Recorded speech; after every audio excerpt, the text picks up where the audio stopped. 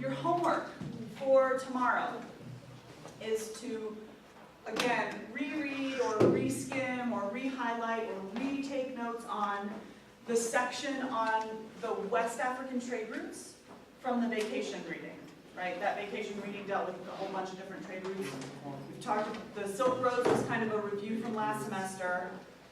We're doing the Indian Ocean today. Tomorrow we're going to talk about West Africa, okay?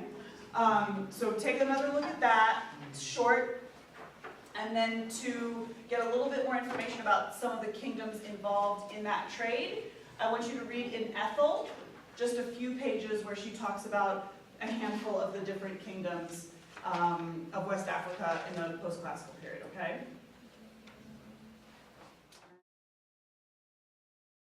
Okay.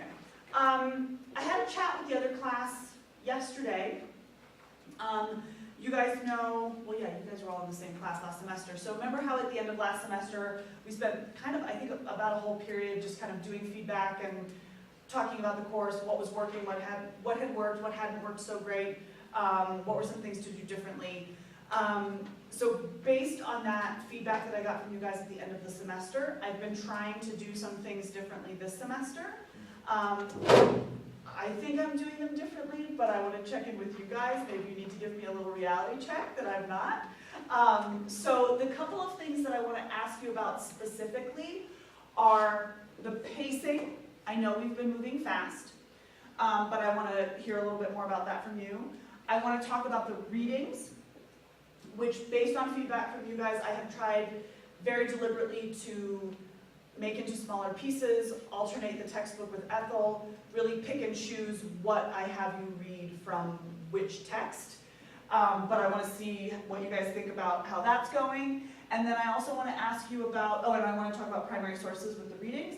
And then supplementary materials. Last semester, I felt like I was giving you a comparison chart every couple of weeks. I haven't given you one for the post-classical period. If that would be helpful, I would be more than happy to.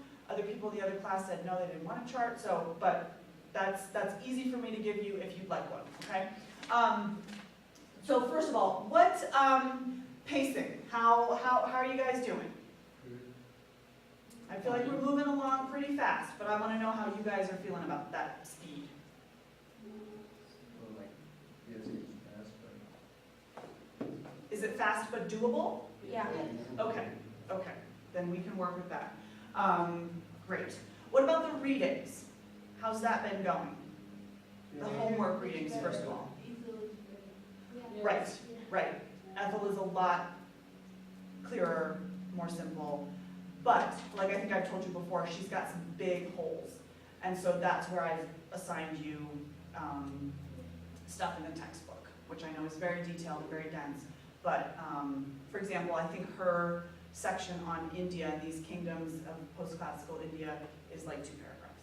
I mean, it's just not enough, okay? So I'll keep alternating and mixing it up, all right? But I know how much more accessible she is.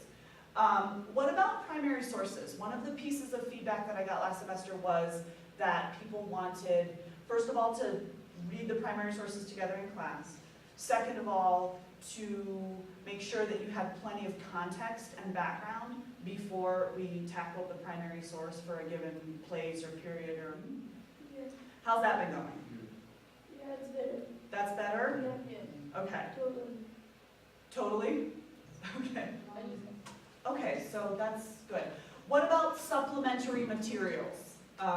Charts, maps, timelines, any of that kind of stuff. I've been trying to use the timeline more because that was something that people last semester said was helpful. How's that going? Well, I think that we can collect the timeline alone, but sometimes it's like we can recap what we have. Okay, okay, that's a really good suggestion actually. Like timeline, little timeline checking. Yeah. I like that.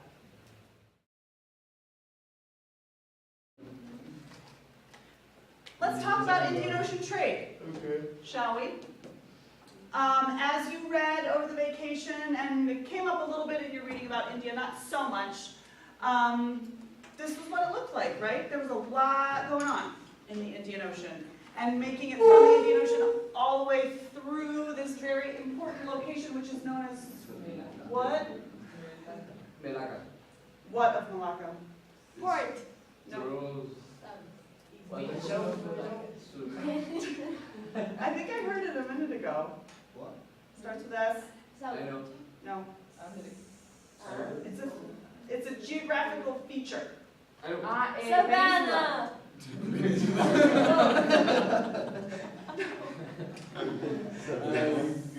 Street. Thank you very much. Strait of Malacca, right? And through there, also around here, we got over into China.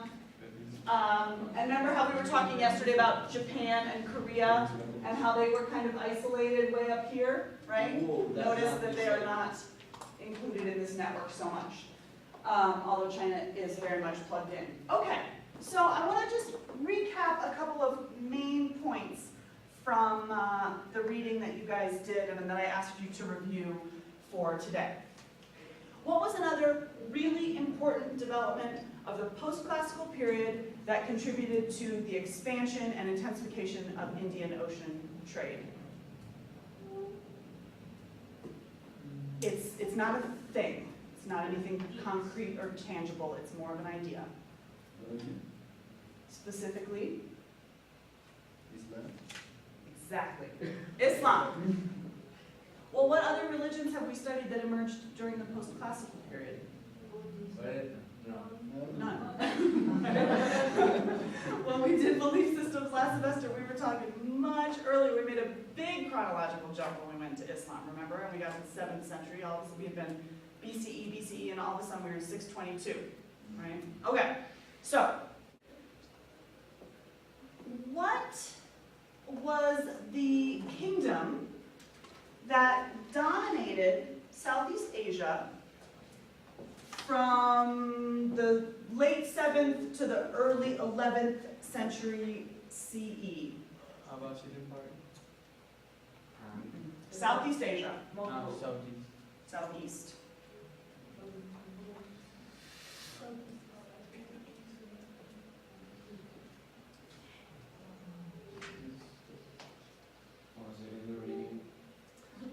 It was in the reading that you did about the Indian Ocean trade routes. It was not like Siri, Buddy. Srivijaya. Yes, that's exactly what it was. Close enough. I knew what you were talking about. Srivijaya. Roughly where was this located? Southeast Asia. Right. Thank you. Maria. Help me narrow it down a little bit, please. Where in Southeast Asia? Northeast India.